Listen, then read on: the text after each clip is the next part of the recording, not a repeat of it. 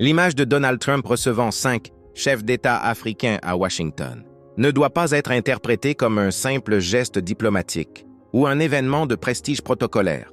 Elle cache une stratégie plus large, à la fois géopolitique, économique et symbolique. Dans un contexte mondial de recomposition des influences, cette invitation s'inscrit dans une dynamique de reconquête de l'Afrique par les États-Unis, mais surtout dans l'ambition personnelle de Donald Trump de redorer son image internationale à l'approche d'un possible retour à la Maison-Blanche en 2025. Une réplique américaine à la présence russe, chinoise et turque. L'Afrique est aujourd'hui un terrain d'affrontement géopolitique intense. La Russie, par le biais du groupe Wagner et de ses alliances militaires, la Chine à travers ses investissements massifs dans les infrastructures, et la Turquie par son expansion diplomatique et religieuse, grignotent progressivement le terrain longtemps occupé par les États-Unis.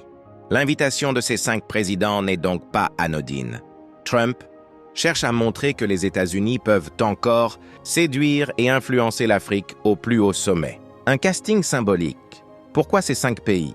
Diomaye Faye du Sénégal, une figure montante de la nouvelle génération panafricaniste, figure parmi les invités. Cela montre que Washington cherche à dialoguer avec les voix montantes du continent, même celles qui critiquent l'Occident. Trump veut rétablir des ponts, réaffirmer une influence américaine là où la France, par exemple, est en net recul. Chaque président invité a un profil stratégique. Stabilité régionale, ressources minières, position géographique ou rôle diplomatique. L'objectif est de sélectionner des partenaires influents, pas juste des alliés passifs. Trump, stratège de l'image et du business. N'oublions pas que Trump n'est pas un diplomate classique. Derrière cette rencontre, il y a un calcul de rentabilité politique et économique. Il veut se montrer comme le deal-maker mondial, capable de parler aux puissances émergentes, de tisser de nouvelles alliances et d'ouvrir des marchés pour les entreprises américaines. Il s'agit aussi de poser un jalon fort dans sa campagne électorale. Montrer aux électeurs américains qu'il reste un acteur mondial respecté, capable d'attirer l'Afrique à lui sans compromis ni culpabilité. Une rencontre qui inquiète l'Union européenne et la France. En voyant ces chefs d'État africains défiler à la Maison-Blanche, Paris et Bruxelles comprennent que l'ère de l'influence exclusive est terminée. L'Afrique regarde désormais dans toutes les directions, y compris vers un Trump souvent perçu comme franc, direct, sans complexe. Cette dynamique pourrait accélérer la rupture avec l'ancienne métropole et redistribuer les cartes du partenariat global au détriment des vieilles puissances coloniales.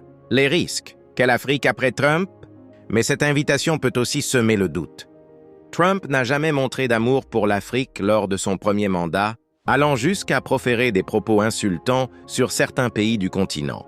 Peut-on vraiment faire confiance à sa nouvelle stratégie? N'est-ce pas une manœuvre électoraliste? Sans lendemain réel pour le développement africain, les présidents invités devront faire preuve de vigilance. Être écoutés à Washington est une chose, mais ne pas devenir des instruments d'une campagne est essentiel.